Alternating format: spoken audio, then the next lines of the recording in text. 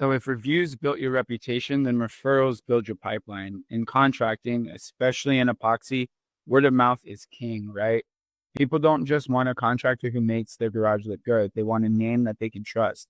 And when that name comes from their neighbor, their friend, or a family member, that lead is already halfway closed before they even call you. This is why referrals aren't an afterthought, they're an actual strategy. So why do referrals matter more than ads at first? Because they cost you nothing or almost nothing. If you're not spending thousands on ads to compete with the big guys, you're leveraging relationships, right?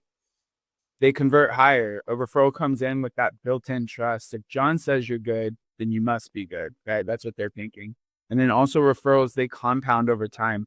Every single referral job is another chance to earn a new review and another referral. You can turn one client into 2, 3, 4, and this starts to create a loop where you get happy customer, they leave a review, you ask them for a referral, you get a new customer, and then you turn them into a happy customer, which repeats that whole cycle. Happy customer, review, referral, new customer, happy customer, right?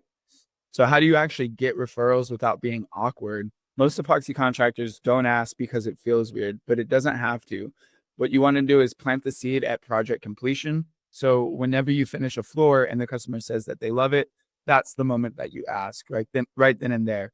It's super casual, super genuine, and it works when you're doing it in the moment. If you wait too long, you're probably going to lose that review. I'm sure you guys have probably spoke with me and tried to get reviews from past customers, and it doesn't usually work out. You got to do it right then and there, right? And then in order to do that, you just want to make it part of your process. You don't want to leave referrals up to chance. You want to build it into your job completion checklist as well. So you want to deliver the final walkthrough, then ask for a review, and then ask for the referral, all automated. And it should be as normal as like cleaning up your tools, right? And then you want to leverage your personal network as well. When you're starting out, your first 5 to 10 jobs might come from your inner circle, right? And you want to make sure you grab photos of your finished jobs and then post those on your personal Facebook or on your Instagram and let people know, hey, I just did another garage. If you or someone you know wants to upgrade the floor, shoot me a message, right? You don't need to spam. You just need to stay visible over time. And then reward them. Referrals don't always need a reward, but a little bit of appreciation goes a long way, like a $50 gift card for every referral that gets booked, or a free add-on like power washing their patio, or an entry into like a monthly drawing where you say, refer a friend and you can win a Yeti cooler, right?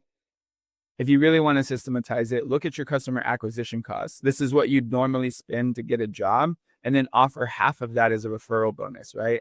And then make sure you're closing the loop too. When someone sends you a referral, make sure you thank the person personally, a text, a call, or even a handwritten note, a Starbucks gift card, whatever. But then also update them when you book the job. It shows that you value their help, okay? And this isn't just good manners, it actually encourages them to keep on referring as well. And then a huge pro tip is whenever you're doing this, whenever you're making the incentives or just the promotion itself for referrals, or even if you're just asking for a referral, make it shareable. Create a simple referral card that you can mail out or some kind of like digital graphic on Canva and just say, hey, love your new floor, share the love, refer a friend and get X reward, whatever your reward is, right? And then send it as a follow-up email or hand them a printed card after the job, just so that way they have that, right? Huge call out right there. So what's the compound effect of referrals? This is where referrals become a growth engine. Let's say customer A loves their floor, right? They refer customer B and both of them leave a review. Well, then customer B refers customer C and you get more reviews there. And suddenly you've got a chain reaction of word of mouth and social proof. And that's when you stop chasing leads and leads start chasing you, right?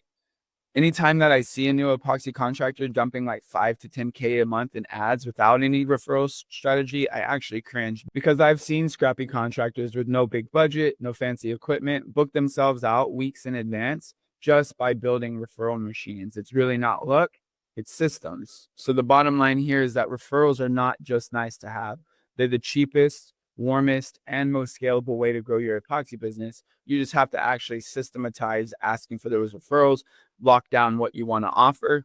You got to figure out what it is that you want to do and then execute that, right? And when you stack these reviews from step 3 and the Google profile from step 2 with the website from step 1, you start building a business that actually generates organic leads even while you're sleeping, right?